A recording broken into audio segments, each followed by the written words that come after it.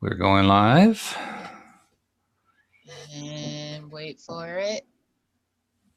There it is. Here we go.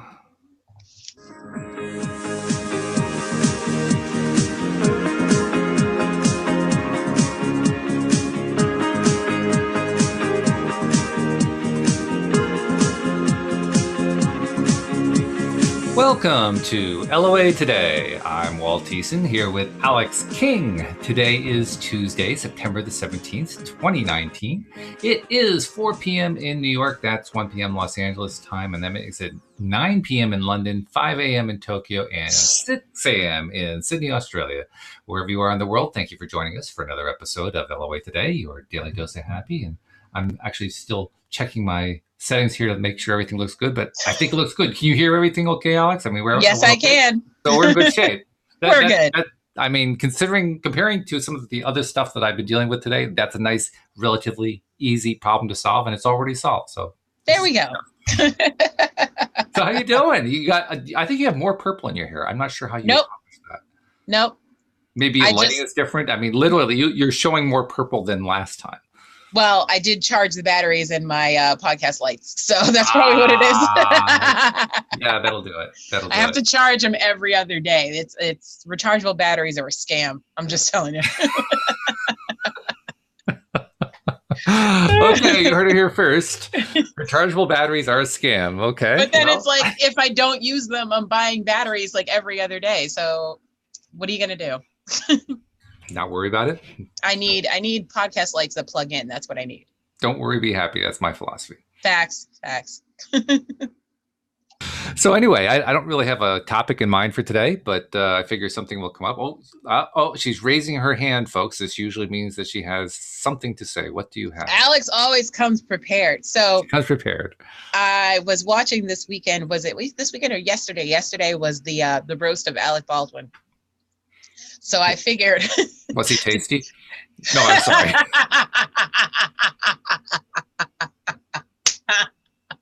That reminds me, I had a dad joke for you, but now I can't remember what it was. See, I blew your dad joke right out of the water. That's you did. But yeah, so I wanted today's topic to be stand-up comedy. Okay.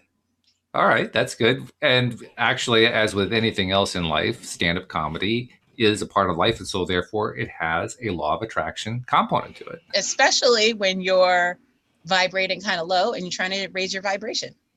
Which is basically a setup for a stand-up comic who is trying desperately not to bomb. Yes. Something I have never experienced, and I would never intend to experience, but I have experienced something close to that because I used to play in bands when I was younger, and it's very similar to going into a club where there is nobody there and you're starting your set. Yep. Yeah. Been there. That's not a fun place to be. No, I've catered to an audience of 2 once. Mm-hmm. Trying to think who it was. There's a famous band. I think it actually may have been 2 famous bands. Mm-hmm. And the 2 of them played to an audience of 9. It was probably the best concert those 9 people ever saw. But can you imagine? I mean, you catch the right band early on before they become famous. Right. You know? And you're one of 9 in the audience. You're saying, okay, but where's Madonna? You know, I mean. That happened to me when I went to, it was probably my only major concert at, like, I think it was TD North Bank now, but it was the Garden back then. Mm-hmm. And it was Missy Elliott and Alicia Keys and Beyonce. And Beyonce was the headliner. And Missy Elliott was before Beyonce, but Alicia Keys was the opener. And it's like, that's crazy. Like, and then she was like playing the piano upside down. She was doing all types of, it was crazy, but it was an experience. And then it's like, now to see them at like the height of their careers. And it's like, I only paid $40 for my ticket. Like, it was crazy. And I was on the ground level. Like, it was insane. So that's definitely an enduring memory for you. Yes, it is. And I went with my 2 cousins, and it was the best time. And we definitely bonded over that. And yeah, good times.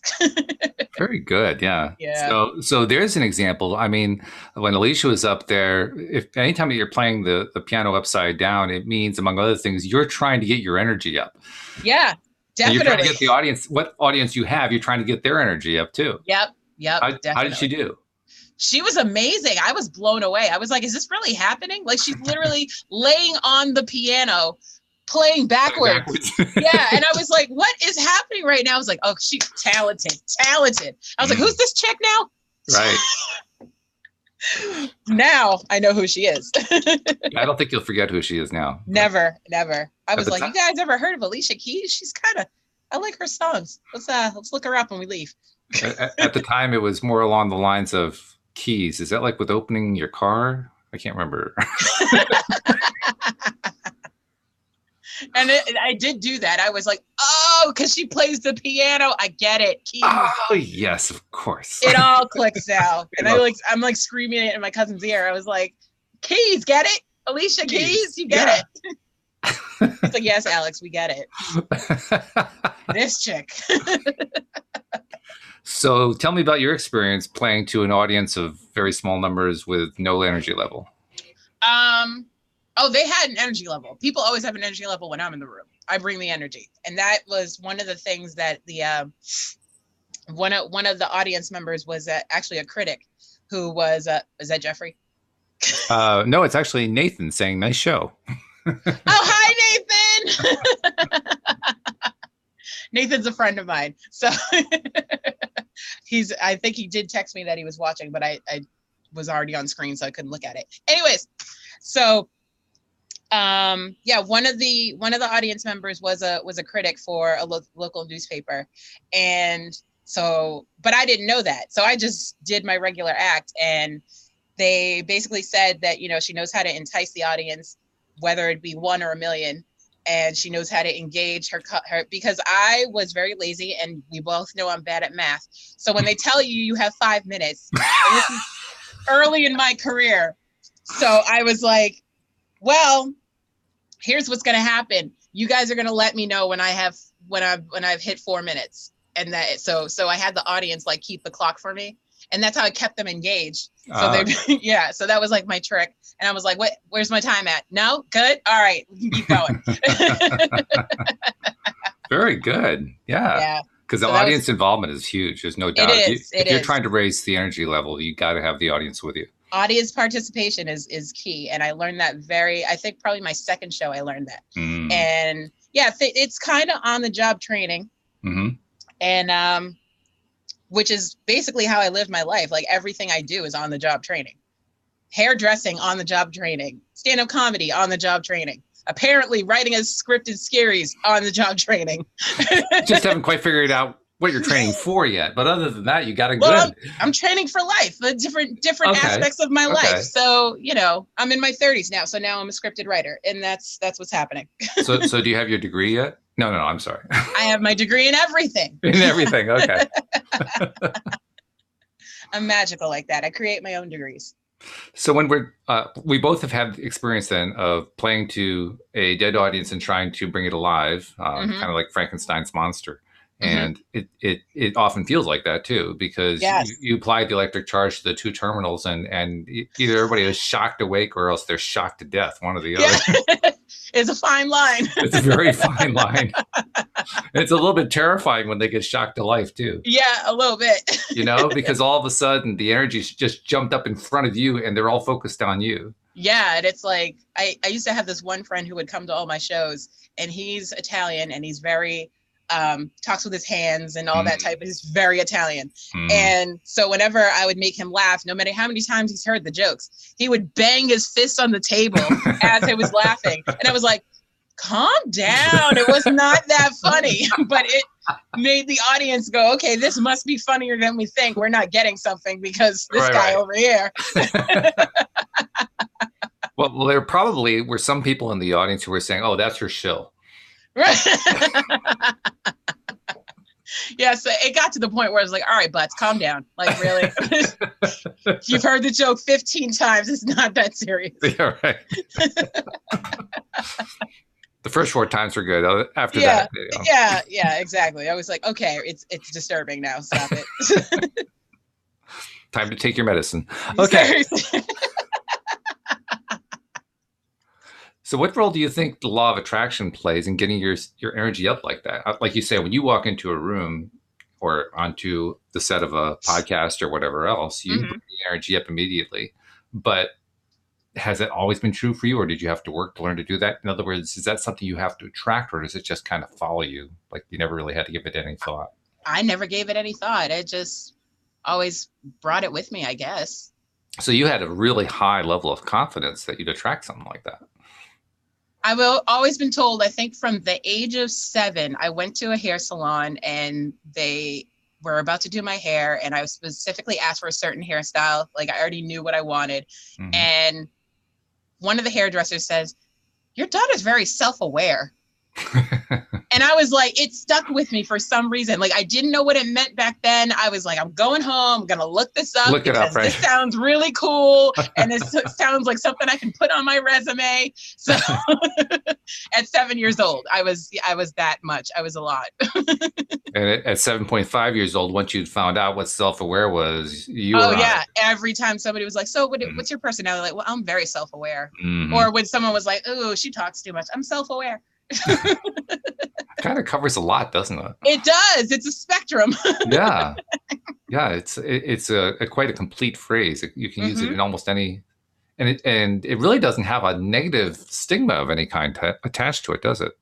It can. Like what? When people are like, okay, like she's a bit much, and my mom will just go, she's self-aware. Oh. In other words, leaning toward egotist or something along that line. Yeah, a little bit. Yeah. Okay. Like well, I could see I have low-key narcissism a little bit. I don't think there's anything low-key about you. Facts. I mean, seriously. There's nothing low-key about me. Trying to remember the last time I saw you low-key at all. You were really depressed on that particular day. I can't remember what the incident was, but something had really brought you down. And then the next time I saw you, it was like you had bounced back up again. So you couldn't even down for more than a day. When I'm down, I don't let that energy stay with me for too long. I because of the depressive episode that I went through for like 4 to 5 years, I was like, I never want to feel this way again. So anything that gets in my way, I'm like, F it. Keep it moving. Keep it moving. Keep it moving. I don't have time.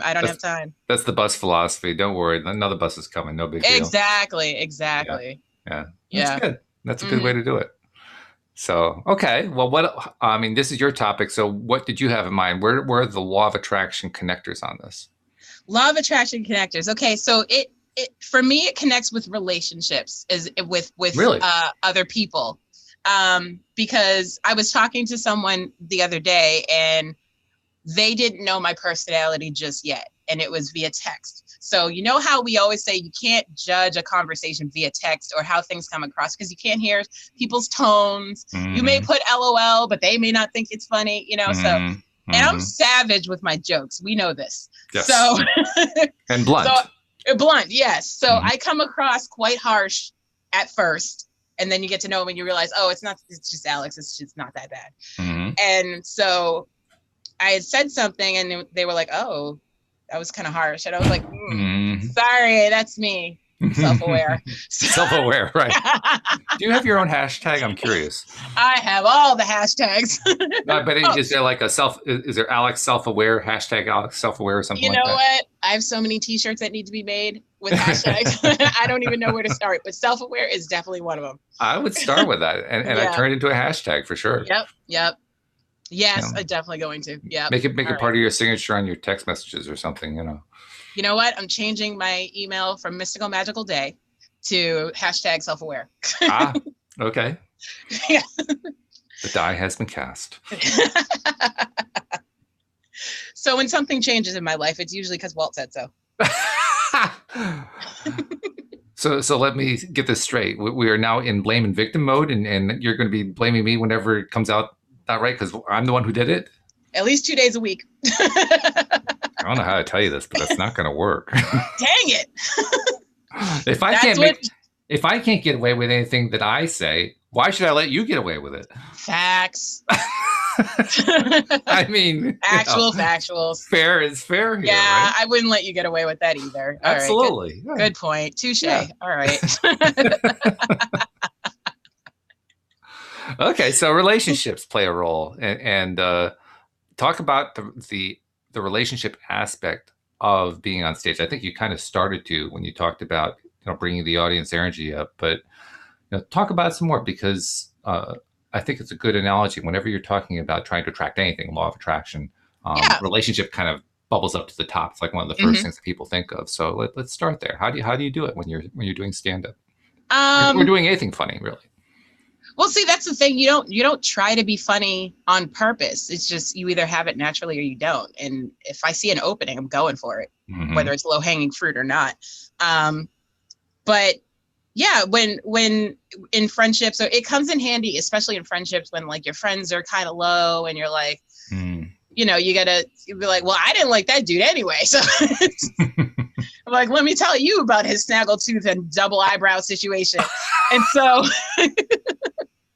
we're like, I've been meaning to say something, but I didn't want to say nothing. So I didn't say nothing. So now I'm saying something, stuff like that. So it comes in handy with that. Yeah. To bring your friends' vibrations up. It definitely comes in handy. And note to self, make sure that you cut the hairs between the eyebrows. Oh, definitely. No, that's the first thing I will say to people is, ooh, before I tell them I used to be a hairdresser, I'm like, can I pluck your eyebrows?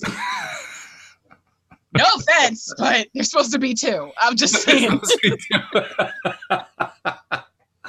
Yes, they do come in pairs. Yes, they come in pairs, eyes, ears, things like that. Some people who get short shifted. I mean, they sure do. Some people like, half an eyebrow that doesn't go all the way over and stuff. Yep. I don't quite understand what that's about. That's over plucking. That's what that is. Okay, if you say so. Maybe that's what it is. Yeah, when you pluck too much, eventually the hair stops growing. So, back in the 90s when our eyebrows were like this thin, yeah, we ruined them. Now we're all having a hard time trying to grow them back. Now the thick ones are in. Boy, am I glad I never did that. Yeah. Yeah, well, yours are white now, so you don't have to worry about it. It's fine. You can't see them anyway, so it doesn't matter. That's what I meant. They just kind of disappear. Exactly. That's what I started saying. I was like, why am I even plucking my eyebrows when I wear glasses everywhere I go? What is the point? I mean, Louise asked me, I shaved today, and my answer is, how would you know? Right. Seriously, with your see-through chin, what's happening? No, that's true. Not true. She always can recognize when I haven't shaved. She'll ask me, like, if it's been more than 24 hours, she'll ask me, oh, you haven't shaved lately. Like, how come? Yeah. A wife knows. A wife always knows. A wife always knows, yes. So do husbands, by the way. Oh, okay. I was like, wait, what? I was like, husbands don't notice anything. What do you mean? Think about it. Yeah, it took me 2.5 seconds, but I'm there. I'm with you. Facts. One thing we can always count on Tuesdays is a lot of laughing. Oh my goodness. That's because I'm here. Absolutely. Yes. And I'm not diluting you anymore. I mean, you are the co-host. There isn't like a second co-host. So instead of 1/3 the time, you got 1/2 or more, depending on how much you can actually take. True. So, okay. Well, let's draw from the tricks of Alyx King as the stand-up comedian. Okay. You say it comes naturally. Have you ever had to work at it? And if so, what tricks did you use in order to get that audience to come up to you? I have had to work at it. It did come naturally, and that's how I got into it. Mm-hmm. But it's still hard work, and it's a craft, and you have to practice at it, and you have to hone your jokes, and you also have to read the room and know your audience. You have to know where you're performing, and because there's definitely some jokes that don't apply if you have an all-white audience versus if you have a mixed audience versus if you have an all-black audience versus if you have an all-female audience. Like you gotta read the room, man. So it's like you gotta adjust your set, and it's like, okay. Wait a minute. Are you saying that audiences are racist and sexist? It's a possibility. At least back in the 2000s, it was. Let me tell you. I guess, there's some sensitive people in the world. I guess the answer to that is welcome to the world. But Yeah, exactly. yeah, Yeah. unfortunately, I it is. remember the only time I ever bombed was because I decided to switch up my joke at the last minute. Really? Yeah, I had heard on the news. This is back when remember Dog the Bounty Hunter? Yeah. Yeah, so he was just on the news for saying something along the lines of, he was accused of being racist. Ah. And he was saying something along the lines of, I love black people. When I die, I want to be buried in a black cemetery. And I was like, Okay. oh, I was like, this is gold. This is gold. And I heard it 10 minutes before I left for the comedy club. And I was like, okay, how am I going to work this in? Because this is magic. And then it wasn't magic. It was not magic. See, that's what happens when you don't do the proper preparation. Is what Yes, happens. exactly. Proper preparation. Stick with your set. Mm. Don't do jokes that you haven't tried before. Right. Again, know your audience, because it was an all-white audience, and they were like, she's hating on Dog the Bounty Hunter. Like, seriously? And then it was even worse because they were offering free drinks, and I never usually drink when I'm on stage. Oh no. But I was like last to go on, so I was like, all right, they're free drinks, I'll have a couple. Oh no. Yeah, you can't focus, and you're like, oh, what joke was next? What joke was next? Yeah. It was bad. It was bad. And then I went to the bathroom after, and these two girls were like, can you believe she was talking about Dog the Bounty Hunter? Like, really? And I was like, yeah, you should have said something to her face. And then I came out of the bathroom, and they were like, so you're just striking out left and right here. This is, I mean, I'll give you credit. When you bomb, you do it in a superior way. Oh yeah. If I'm going down, I'm going down hard, and I'm taking everybody with me. Wow. I take the words "go big or go home" very literally. Apparently, yeah, and quite seriously, I might add. Yes, definitely. Wow. Yeah. Okay. I was not messing around. I was like, yeah, you should have said that to the comic's face. And then I came out of the stall, and they were like, Well, just in case there are any Dog the Bounty Hunter fans listening, and we're not trying to offend anybody there, but we'll simply point out, first of all, our condolences to his family because he lost his wife, and second of all, we wish him good health because he's dealing with a heart issue right now. Is he? See, I haven't caught up with him since the whole thing. So. Yeah, I don't really follow him at all, but I happened to catch news at him somewhere that he was in the hospital being evaluated for a heart issue. So hopefully that's all ironing itself out. Yeah. Yeah. It also is interesting to me. This is an aside that kind of goes off of our topic. It's really interesting to me. I see this as a law of attraction thing.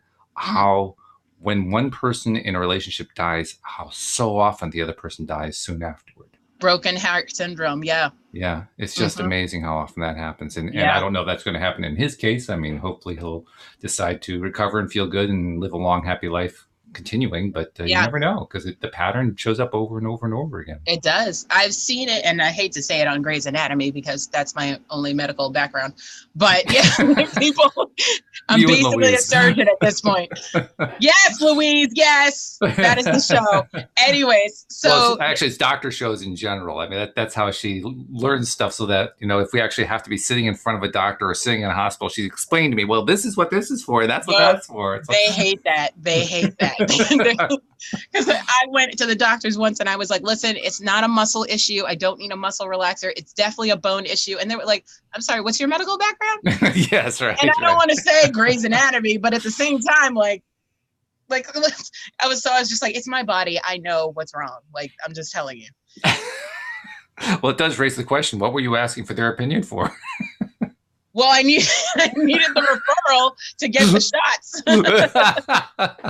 They hold the keys, so to the kingdom. I don't have the combination. You just want to have the power to write your own prescription. That's what it is. No, that'd be a problem. Because then everybody would be like, "Oh, Alyx got the scripts, huh?" And I'll be like, "What do you need?" No, I don't think you need that.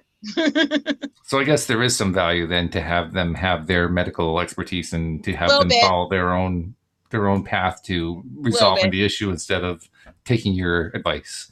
Yeah, exactly. Yeah. Okay. Yeah. But also you want to take into account the patient and how they feel, and sure. Of course, because again, they know their body. Like I'm in the hospital all the time, so when I say something's wrong, I know something's wrong. Actually, you're touching on some. We're deviating from your topic severely here, As we but do, as we yeah, do. but this reinforces something for me, and it brings it up to mind, in conscious mind anyway. Hmm. I am now like 100% convinced that all illnesses are created or caused. I'll use the word caused. They're caused by our minds. Wow. I am 100% convinced every single illness that human beings encounter, and the illnesses in animals, all of them, they are created in the minds of the host that is experiencing the illness. Anyone suffering from cancer now can contact Walt at Walt I at suppose loatoday.net. I suppose I should put in the medical disclaimer, shouldn't I? Yes. Yeah, a little bit. We're not doctors. I'm sorry, and where is your degree from? we're not doctors. We're not dispensing medical advice here. And so there's the disclaimer. I'm not dispensing medical advice. I am simply saying my own opinion. I really do believe that all medical situations come from thought patterns. And I'm seeing it in so many different ways with Mm-hmm. people I know, with people Mm-hmm. I don't know who are famous, with Mm-hmm. stories that I hear, Mm-hmm. stuff that I read. Mm-hmm. But when I really think about it over and over and over again, there's always a pattern that led up to the illness or Mm-hmm. the disease or even accidents. Isn't that Even an interesting thing? accidents. Even Okay. accidents. Yeah. Okay. Yeah. I know that's a fairly controversial thing to say, but it's almost make me wonder, is there such thing as an accident? I mean, yes and no, because like since we're all in the Matrix anyway, are there are there accidents? Well, welcome to my discussion. Welcome to my TED Talk. Yeah. I mean, seriously, Yeah. it gets to the point where I look at it this way. Mm-hmm. We are all creators. We create Yes. every instant that we're consciously awake, Mm-hmm. consciously alive, right? We're constantly creating. Mm-hmm. Well, if we're constantly creating and we're creating our lives and we're creating our experiences and so forth, why wouldn't that include our illnesses and our accidents and the things that we don't really like? I mean, we're attracting all this other stuff that we don't like by focusing on stuff we don't like. Why would it be limited to just that stuff? Yeah. I mean, you make a good point. You make a good point. And I've been wrestling with that point for quite some time. I'll tell you, this is not something that I've come to easily. Yeah. This is not an easy thing to come to. No. But by the same token, it's strangely empowering. Because once I recognize that this is true, I may not have been able to master my thought process at all times to the point where I'm really focused at all times on what I want. I'm far from that. Well, who could be? I mean, oh, there's a moth. God. Oh, sorry. Oh, it's on the screen. Oh, God. Get away. I hate bugs. Sorry. This bit of comic relief brought to you by... Which brings us back to our topic. That's right. Oh, we are far ranging today. Thank you, Mr. Moth. We appreciate that little contribution. Oh my God, that was. I don't know where my bug eater is, but he's off the clock right now. I don't where he is. Is that Rusty or Chloe? Rusty, because he likes his protein, but Chloe's she's on the couch downstairs. Yeah. We're sitting in the sun on the patio. I get the impression Chloe is she's more of a hanger-on who just kind of hangs out until that last second when she's needed, and then she goes back to taking her nap. Yes, that is her all day. Yeah. Like, I make fun of her all the time. I'm like, oh, you have morning breath because all you do is sleep. So your breath stinks at all times. I was like, oh, what part of the ocean were you licking? Jesus. Yikes. It smells like clams in here. So I'm always saying good morning to Chloe, no matter what time of day it is. It's a dog's life. It is a dog's life. I'm coming back as a dog, by the way. You are? I don't know. I might come back as a unicorn, just to complete the circle. Well, if you did come back as a dog, which breed would it be? Ooh, good question. I think I want to be a Yorkie because they're like supposedly like the smartest breed next to pigs. Okay. Like they have, I think, the brain capacity of a 3-year-old or 4-year-old, I heard. Okay. Yeah. Plus they're cute and everybody loves them. So I'm sure I'll be adopted. That much I believe. I mean, what happened? Yorkies are kind of high strung anyway. What happens if you take a high strung, My Yorkie is not high strung at all. well, let's put it this way. Most Yorkies are high Most strung, Yorkies. but you're right that they aren't all. That's true. Yeah, I feel like they take the personality of the owner though. Well, that's probably true. So if you're high strung, like my dog definitely has the same phobia as I have. Like we're both hiding under the bed during thunderstorms. So it's like it's a problem. Okay. So when you come back, then I imagine that what we're talking about here is you're not only going to come back as a Yorkie, but you're also going to pick who your owner is going to be. Oh, well, yeah. Well, you know, with soul contracts and all that stuff, I've already picked who my owner is. Care to share? I mean, I don't know till I get up there. Oh. But if you're there, I'll tap you on the shoulder and go, hey, I'm going with Patty over here. She looks like good stock. I'm going to Patty. Good stock. Okay. She looks like she has lots of treats. That's what's happening. I'm going to get good and fat and I'll be back in a week. It's nice to know what our priorities are in life. Mm-hmm. Well, that actually touches on another topic. Yes. Louise had a doctor's appointment. This is a follow-up to what she's been going through. Okay. Everything went smoothly. It was very good. And one of the interesting things is that she found she lost 10 pounds. Ooh, get it, Louise. And the last time we were at this particular doctor, I had also stood on the scale too. And I stood out this time and I found I had lost 10 pounds. Oh, look at you. Couples goals. What's really cool is that we didn't do anything. You know, there was no dieting that went on here. Right. There was no new exercise program. You know what the one thing is that we did do? Stress. You de-stressed. Well, to put it in more positive terms, we've been spending more time focused on what we like. Yes. We have. I mean, Louise just recently became semi-retired. She's not as involved in the business anymore. So literally a weight off your shoulders. Literally, yeah. Literally. Takes a huge strain off. Yes. And while I have taken on more of the business, so in a sense that increases my stress level, I also do it a little bit differently. I mean, we're all different people. Facts. You know, we do things differently. If we're managers, we manage differently. Yeah. No two managers manage the same way. Mm-hmm. And so the way I'm going about managing the business is actually, for me, an easy way to do it. Right. It's my style, you know. Mm-hmm. Probably you know what the hardest part is? The hardest part is because we're transitioning slowly over time, adapting to the transition. So I'm not stepping on her toes and she's not stepping on my toes. That's actually the hardest part. Okay. You know, because I mean, she still has the one thing she's responsible for right now is the scheduling of, you know, who goes out each day. I'm doing all the rest of it at this point. Okay, cool. And even that we're going to transition over so that by the beginning of next spring, I'll be doing all of it. Okay. So she can take a nap. so she can actually be retired. Yeah. You know. Well, that's great that the business is still in the family, but she gets to be retired. Well, I mean, she's 65 going on 66. She's supposed to be retired. Exactly. I mean, that's supposed to be what happens, right? Exactly. So, that's true. So, you know, it all fits in. But the way the economy's set up. The thing about the economy is it's whatever you believe it is. Isn't that with everything though? Absolutely. Everything is whatever you believe it is. Absolutely. It's true. It's the absolute truth. Yep. And if you believe that the economy is faltering, then the economy is faltering. I believe that the economy is not affecting me in one way whatsoever, so I'm cool with it, whatever it is. Until it starts to physically affect my life, doesn't matter to me.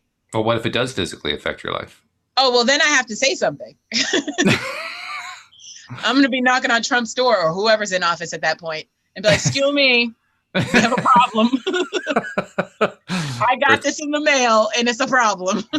Earth to DC, come in, please. Over. Yes. Pennsylvania Avenue. I'm coming for you. Ringing doorbells and everything. But when we're just dealing with stuff like this, because that's what we're talking about. We're talking about dealing with the stuff of we lost a job or we got a job or we don't have the job that we really want, or we're running a business and it's not the right business, or the business isn't going in the right direction, or it is going in the right direction. But it's just this long list of possible ways of saying, I don't like what's happening. Right. When you have all those going on, you say to yourself, well, yeah, no wonder I'm thinking that the economy sucks. But if I turn that around Yeah. and say to myself, well, I have a good job. It may not be the one that I have in mind, but it's a good job, and I'm going to get a better one. And you know what? The company I'm running right now may not be running the way I want it to, but on the other hand, I'm running it, so I can change that. Well, And that's as what I I keep change it, it's telling going to get people. better. Yeah. They're So like, it's oh, up to what do you do us. for work? And I'm like, well, I call it work because I'm doing work, but am I getting paid for it? Not right now, but Mm-hmm. it's coming. It's coming. Mm-hmm. Mm-hmm. Mm-hmm. But I Mm-hmm. love it. So that's all that matters. That is huge. Yes. That is huge. And it's something I've been telling, particularly to young people. I've been talking to a number of young people lately regarding everything from gardening to programming for the gardening. I mean, a variety of different people.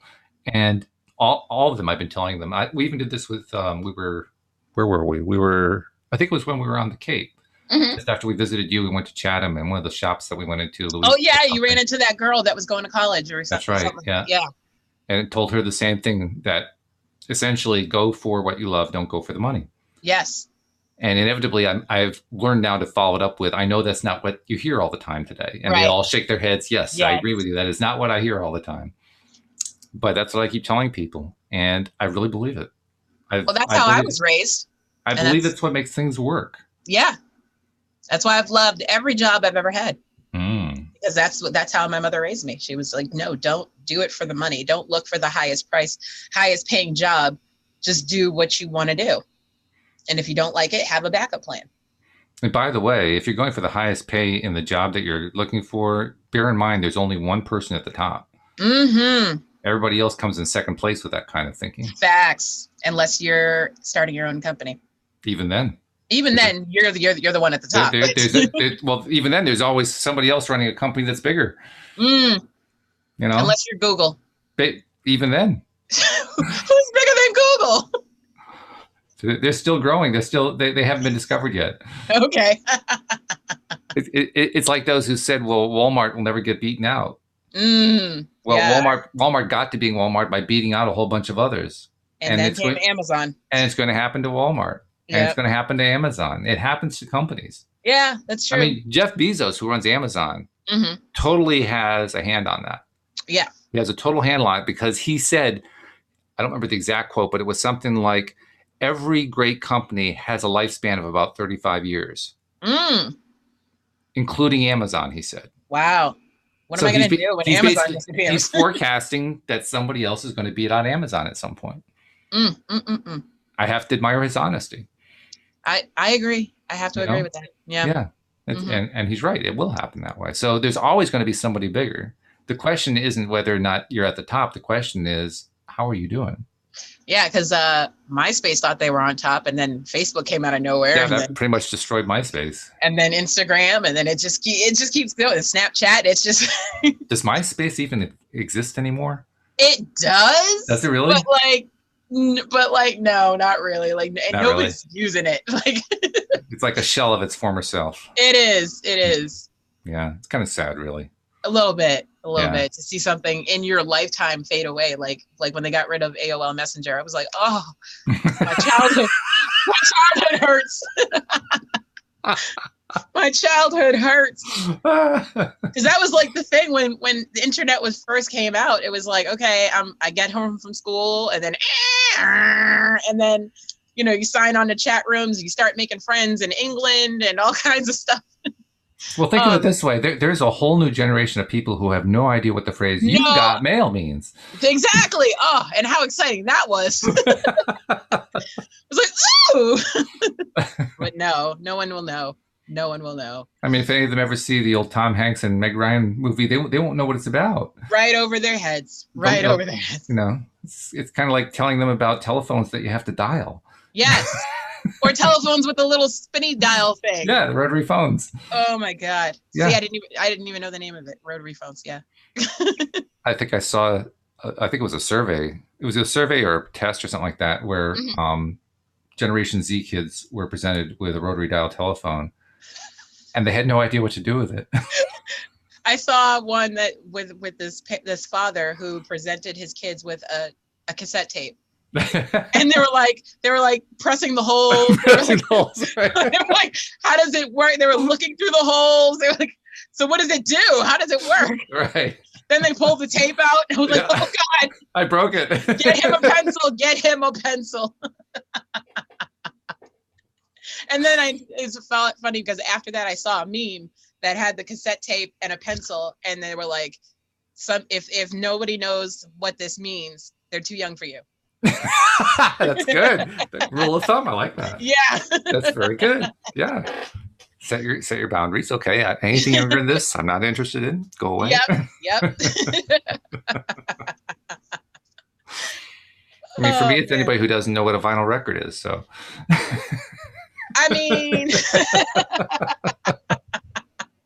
I only know what it is because my dad had to have the biggest stereo in the house. Like, it was one of those took up half the living room type of stereos. Oh, good grief. Yeah. Yeah. And my mom had a huge collection. So that's the only reason I know what it is. But yeah, it was definitely faded out.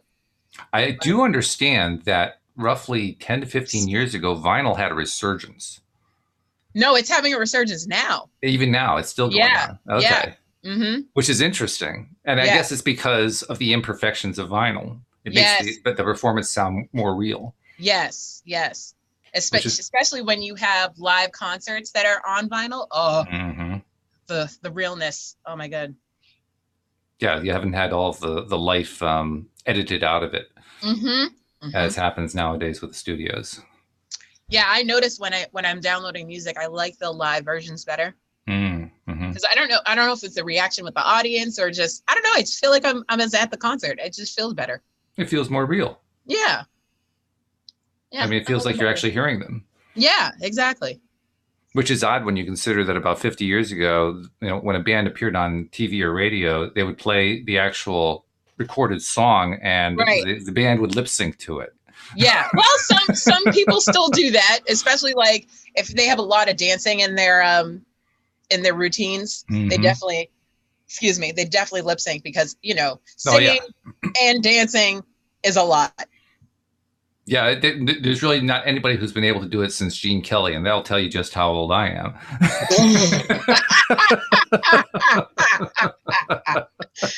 Every episode, Walt finds a way to show his age. Every episode. Yeah, but I do it with style and with pride. I don't do it out of embarrassment. Oh yeah, no one's saying no one's saying it in a negative way. I'm just saying it happens. Hey, the way I look at it is this. One of my goals is to essentially reduce my biological age down into my 20s again. And in order to make that... I will meet you there. Okay. Okay. And once that happens, I want to be able to point to the fact that I still remember the 1960s, despite the fact that I have that biological age of, a 25-year-old. Yes. See, to me, that kind of seals the deal. Yeah, that's kind of cool, actually. Yeah. Yeah. Yeah. Now I can actually look back over a 50-year period and remember most of it, which is amazing, especially considering what I did in college. But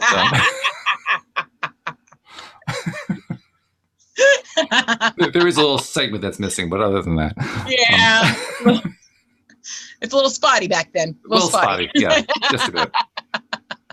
Yeah, a couple of erasures. That's why you need to go to your reunion so they can fill you in. I doubt that they could, to be honest. I have serious doubts about that. No help. Okay.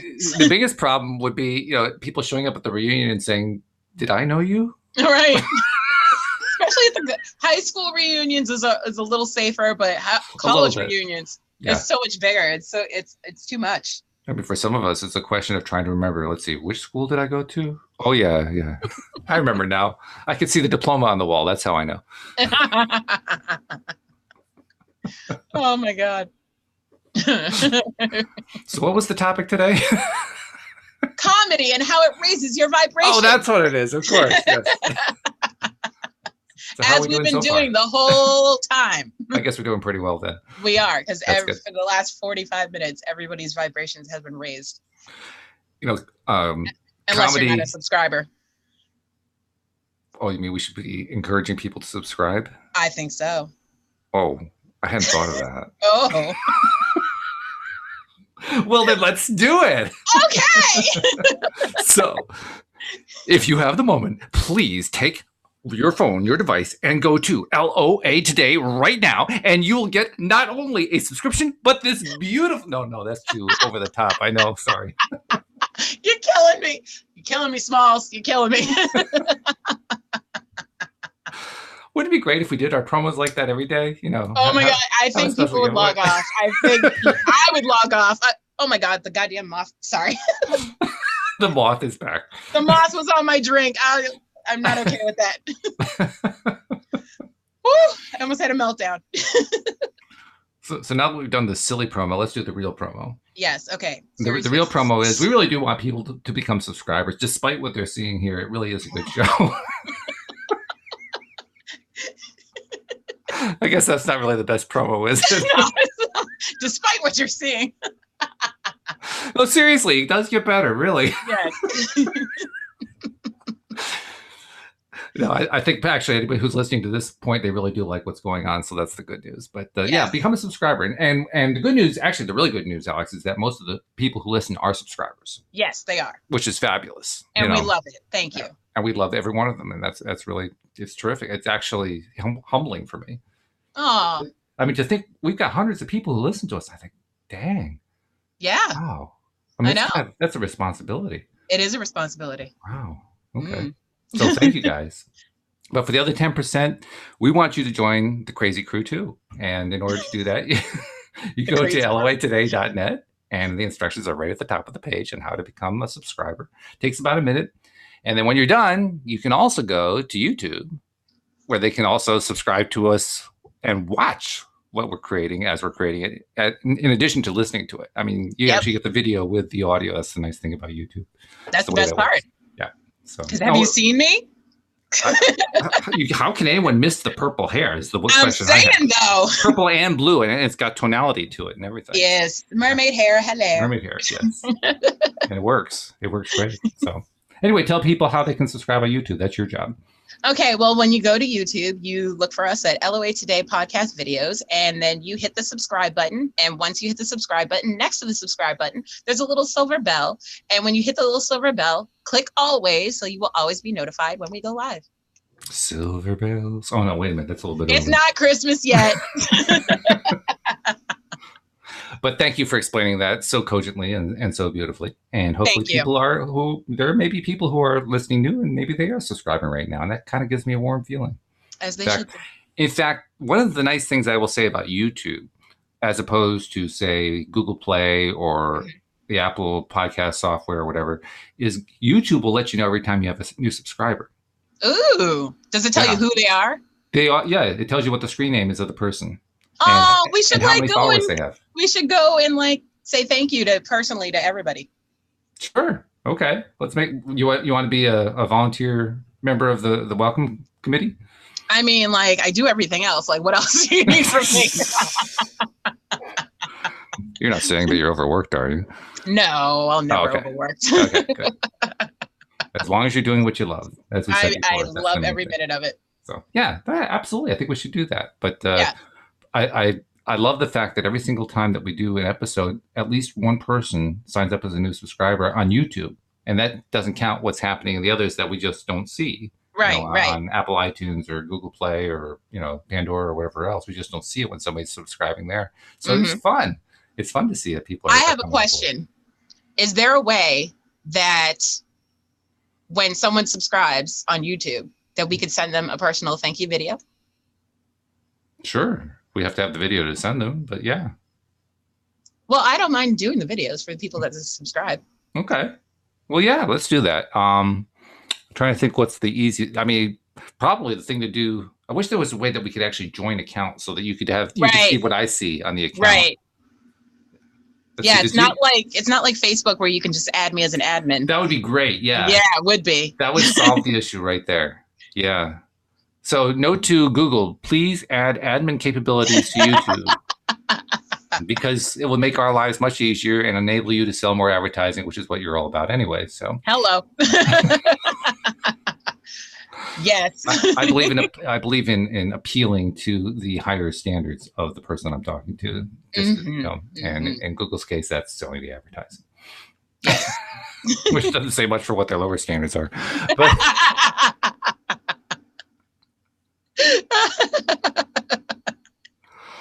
it's terrible. hey, wait a minute. I mean, Google is they never actually did this as an official positioning statement, but unofficially in a Google memo many years ago, they're very famous. They're two founders, Larry Page and Sergey Brin, are very famous for putting out a memo that says, our policy here is don't do evil. Okay, keep it simple. All right. And then they proceeded over the next 10 to 15 years to do one evil thing after another. Ignore the previous statement. And when they were questioned about that, they said, well, we never actually made that a policy. Wow. It was just a memo, is all it was. A memo. Did you get the memo? So, another tangent, completely worn out. Anyway. I can't stand us today. Well, we do try to get back to the original topic. So let's go back to the original topic if we can remember what it was. I believe it had something to do with comedy and trying to raise energy levels. Yes. And when we're talking about, well, it's really anything that has to do with performing, I suppose, because comedy is a form of performance. But now playing in a band would be performance. Doing a reading would be a performance. Giving a speech would be a performance. Any of them. In fact, that's one of the things that they teach people in Toastmasters is how to relax, first of all, and second of all, how to engage the audience so that you can raise that energy level. And what's interesting is when you speak to somebody who has been through the Toastmasters program, they will tell you just how much it helped them, just how much it really made a difference in building their self-confidence, how they basically were able, in many cases, to turn their lives around because of that experience. So Toastmasters has been really great for some people. Cool. Now, having said that, I have to mention, I have heard some talks by some Toastmasters that makes me wonder, did they pass the course? Ooh, ouch. I won't say who they were because this is not about shaming anyone in particular. Because shade is part of my comedy, but go ahead. Well, I'll leave that to you then. Yeah, all right. Okay. But all I'm saying is, okay, well, we know it's important to raise the energy level, but what happens if you don't really learn it now? How do you turn it around? Because I mean, well, you may not be the right person to ask because you said you are always able to raise the energy level, but you're going to have to play guru for a second. How do you help somebody who has trouble doing that? You go with the old standby, picture everyone in their underwear. I don't know. At least it made you laugh, so now you feel better, and now you can make the audience laugh. But I actually tried that one time when I had to give a talk. And I have no imagination like that, so I couldn't do it. I wanted to leave the room instantly because I was absolutely grossed out by it. I know, right? Dad bods everywhere. Oh, I mean, forget it. Not happening. I was not interested. No, and that talk went very poorly, I might add. Yeah, I would think so because you're just sitting there like, oh God. So there's a reason why I'm holding my hand over my eyes, right? But I can't tell you what it is. But I would honestly suggest to look deeply into icebreakers. That's what I would suggest. And what constitutes an icebreaker from your perspective? Anything, honestly, anything that would make the audience laugh, I think, is an icebreaker. Okay. Anything that disarms the audience, so it makes them think of you in a whole different way. Mm-hmm. So I suppose one way you could do it would be to come out on stage and start off with a really, really lame joke. Yep. And then say something like, "You're not buying this, are you?" So, yeah, something like that. Right? Yeah. Something that basically says, okay, I don't really have a good routine. Let's just skip the routine. Let's just have a conversation. Exactly. Yes. Yeah. Kind of like what we do. We start off with dad jokes, and then we're like, all right, now back to the topic. We're actually a serious podcast. Half the time trying to remember what the topic was. Yes. Which is half the fun, really. Yes, it is. And it's an interesting point you make, because what I have found works best for me by doing the podcast is, I don't want to say forgetting the audience, because the audience is always really important to me, but rather like putting up a temporary barrier so I don't think about the audience at the moment that I'm talking with somebody and just have the conversation. Yeah, yeah, Knowing that if I definitely. do that, the audience, anybody in the audience who has any interest in what we're talking about is going to get sucked in. Well, see, I do both because sometimes, like when we're talking about serious stuff, like when we're talking about mental health, I'm Mm-hmm. always thinking about the audience because it's Mm-hmm. like when I'm telling my story of what I've been through and I'm sitting here thinking and I'm like, I could be helping one person that's going through what I went through Sure. that day. You know what I mean? So sometimes I'm thinking about the audience and sometimes I'm like, nope, not today. Today ain't your day, Susan. And I use the same technique when I'm playing the interviewer role. We have a Yeah. guest on, and I'm Oh, interviewing the speaking of guest. which, I have a bone to pick with you. Okay. Um, a couple of episodes, I think it was with Linda, you had a psychic on and did not notify me, and I wanted to be read, and I didn't. 2 episodes, and I didn't know until after the fact. Okay. Are you So done? next time, I'm gonna need to be text personally when there's a psychic on. Mm-hmm. Thank you. Okay. Bonus picked. Got it. I have one question. Am I a subscriber? No, that's not the one. That's a good question, but that's not Yes, the one I I'm a had in mind. subscriber. But I don't watch our episodes. But, well, actually, I'll play off of that one because that's a good one. Okay. Did you have the little bell clicked on YouTube? Yes. So you got notified when we were live. Yes.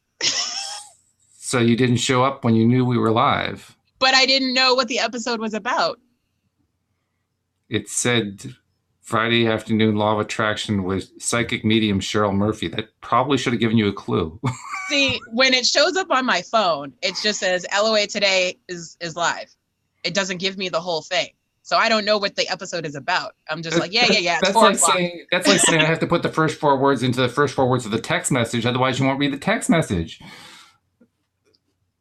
I mean, the way my phone's set up. All right. Well, we'll give you a pass on that one. Let me go to option number 2, which is the one I really wanted to get to, which is, would you be interested in being in charge of the promotion of LOA Today? Aren't I already? Well, I mean the advanced promotion. Oh, what do you mean advanced promotion? I mean, like letting people know that we're having Cheryl Murphy, the psychic medium, on Friday. Right? Yes, because which is not happening this Friday, actually. Right. But. Yes, because I don't feel like you let people know early enough. That's why I'm asking, would you like to take on the role? I don't know. I feel like I would forget. Well, not only that, it would take away your ability to complain that you weren't notified because you're the one doing the notifying. Facts. I need stuff to complain about. Be very careful about whether or not you want to take on this role. I need stuff to complain about, though. Cue Jeopardy theme. So what would this entail? Like, so are we going to do like daily emails and you're going to tell me like, okay, next week we're doing this, that we have, is it just for special guests? I would say for everything. I mean, we know what the lineup is in terms of the co-hosts. That doesn't change from week to week. Right. And the only thing that does change is if one of them says, hey, I'm bringing so-and-so on as a guest, then I can forward that to you and you can help promote that as well. Okay, cool. Yeah, I can do that. In fact, I can even give you access to the Hootsuite app that I have that I use for putting out the automatic notices when we go live. So you can do that too if you want. Wow, I got all the fancy buttons. Okay. That sounds like a plan, Sam. That, my friends, and my friendly listeners, that is how you put out to the universe what it is that you really want. Yes. And I just did, and I just got what I wanted. So thank you so much. Delegation is key, and Alyx is always willing. So it's also how you turn lemons into lemonade, and I love that part the best. So with that thought in mind, I think that's a good way to wind up. First of all, I wanted to thank your friend Nathan for dropping by and listening to the live stream. That was great. He just wanted to see my pretty face. Appreciate that, Nathan. That was fabulous. We also had, oh, yes, this is somebody else you know, Althea. Mom, hi! She started off with applause at the beginning. Oh, hi, Mommy! And I didn't acknowledge that, so I apologize, Mom. Yes. So it was the Alyx King fan club listening to the live stream today. I know. Hi, everybody. Yeah. All we're missing is Japan Jen. And Jeffrey wasn't here for some reason. He must not be. I know. Where's Jeffrey? I don't know. It's pretty unusual for him, but that's okay. He's the one who keeps us on topic. So, well, he'll keep the podcast going. I mean, he'll be here for the next one, and I guarantee he'll catch this one listening to the podcast itself. So he won't miss it. It's just he's not here for the live part. That's okay. So that's good stuff. Anyway, thank you very much for an interesting topic. I hope we spent at least part of the show on it. That was, I think we did a strong half, but us, we go on tangents. And what did you say? You said to somebody that our podcasts are just a stream of consciousness. So it's just they pretty much are the way it is. Yes. You got to stay the whole hour to see if you can catch what we're saying. And you know what the astonishing thing is? People actually do stay. They do stay because they're like, where is this going? I don't know why. This crazy train. That's the cool thing about Apple iTunes. iTunes gives you good metrics on how long people listen on average. And on average, our shows get listened to about 3/4 of the way through, which means there's some people dropping off and other people listening all the way through. I mean, that's pretty darn good. That's a good percentage right there. Well, that makes me feel good. Yeah. So thank you to our podcast listeners, because without them, we wouldn't have that percentage. Facts. Actual factuals. So good stuff. All right. Well, then I'll be talking to you on Thursday. We don't know yet if Joel can make the 4 o'clock time slot. He's still working on trying to sort that out, but you'll be there, I'm sure. Side note, if it ends up pushing back later, as of October, that's going to be hard for me because I'm starting karate, and from 6 to 8, I will be unavailable on Tuesdays and Thursdays. Yes. I understand. Since I have a black belt co-host on Friday, I know about not messing with black belts. So. Yes. So, okay, good enough. Thank you very much. And thank you to our live stream and podcast listeners as well. We will see you all next time here on LOA Today. Goodbye, everybody. Bye.